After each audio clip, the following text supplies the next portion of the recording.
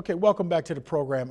Yeah, I went through a wardrobe change. No, I did that interview last week because he came when he wanted to. But this gentleman came on time. I want to thank Mr. Robert Howe so very much for coming on. He is the executive director for the Elementary and Middle School Principals Association. There it is. That's what I'm talking about. So I want to thank you for coming on. And then the reason I asked you to come on, Mr. Howe, is because there was something that came to my email that talked about a campaign that you guys have embarked upon, and you're using a book to kind of guide your steps. Tell us more about that. Well, about 2 years ago, I met Dr. Walsh in Florida. Mm-hmm. And he did a little presentation to executive directors from around the country. And they were doing a program of Say Yes to No. It's a statewide read of his book, mm-hmm. No, Why Kids of All Ages Need to Hear It and Ways Parents Can Say It. Sure. They started that in Minnesota. Mm-hmm. The program was so successful by starting conversations in schools and churches, in service foundations, that sort of thing, that's so successful, impacted so many parents. Parents loved reading the book, but moreover, having the little conversations. They'd read a few and conversations about parenting. And we, as the principals in Michigan, elementary and middle school principals, under the leadership of our president, Craig Hubble, mm-hmm. and honorary chair, Superintendent Mike Flanagan, sure.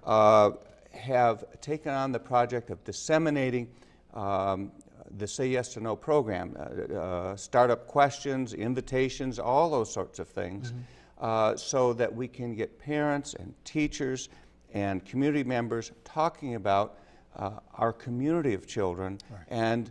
and how in a permissive society that maybe delivers some of the wrong messages in terms of life and success in life, how you can developmentally cope with your children and their needs at their particular brain growth level. Mm-hmm. So you parent a child a little bit differently when they're 5 than you do when they're 10 or when they're 15, as you well know, right. I'm sure. Absolutely. Now, I read some of the book, and it gave some examples, some examples that I felt like I was one of the characters.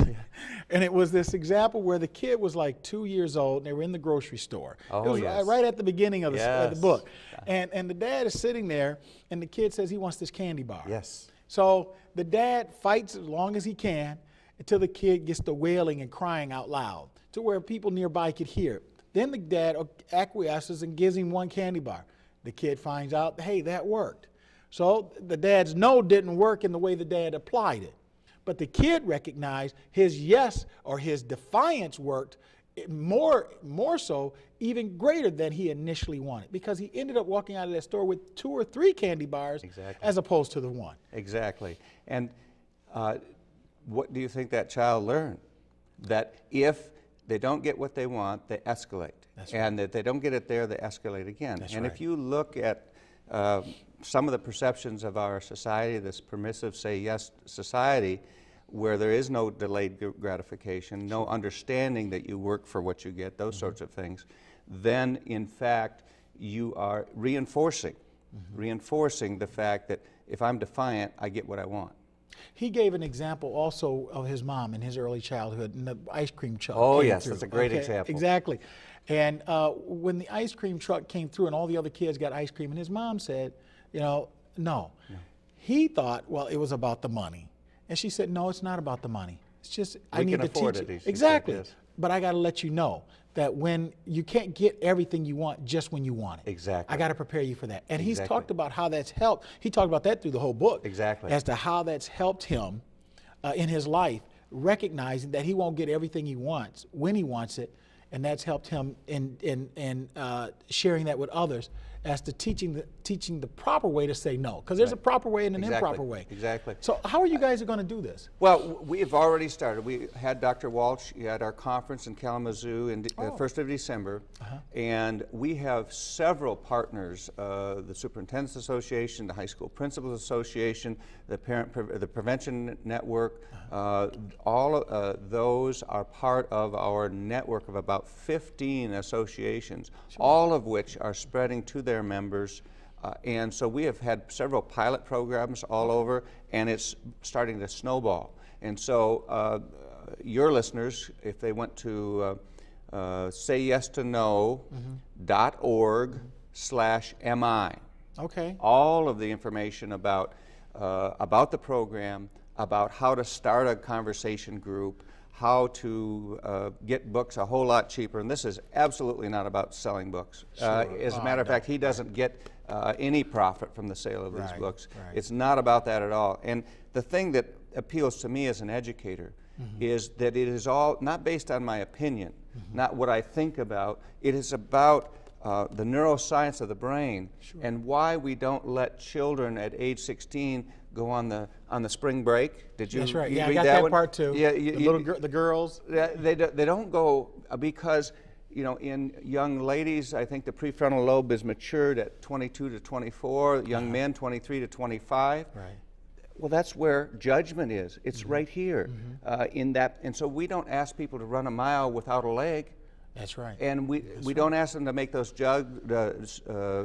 decisions about alcohol, drugs, promiscuous behavior. We don't ask them to make those when they're 16. That's right. That's right. That's when we still need parents, still need some guidance. And so no isn't appropriate. We've all heard it. We know. And that lesson's a little late to learn when you're 24. How do you implement this, though? Did he also provide, in addition to the book, a training program associated with this to where you can train the teachers and the principals, and in turn they train the parents? Well, it's not about training. It really is about conversations. Okay. Because Dr. Walsh doesn't believe, and nor do I, that one book or one method is the solution. Right. But if you and I and a group of 10 other parents were to get together and begin to take the chapters and talk about our own circumstances and begin to realize that we're not alone, that there are parents all over and they hear constantly from their children, well, so-and-so lets their kids do it, you know, and so that's, I mean, it's a classic. We used it as well. I still do. But when we have those conversations, we begin to learn from each other. One of Dr. Walsh's presentations, there were 500 people in the room. At the end, there were conversations. The parent stood up, tears in her eyes, and she didn't have a question. She wanted to say, I am just so happy to see that I'm not alone. Yeah.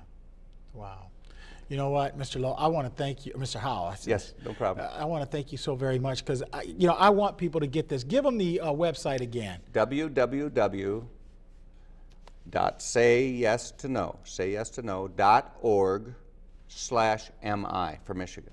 Okay, good. Because I really want people to, I saw myself there. You know, one of the other things he alluded to, but I didn't see too much on, and maybe I missed it, and that is that a lot of that behavior as a child, where you escalate, where you talk about, well, so-and-so has it, you still do that as an adult. Yeah. It's just in a different context, but you still do it. You argue for what you want as opposed to accepting. And there's a lot of research that pure research that backs what's in here.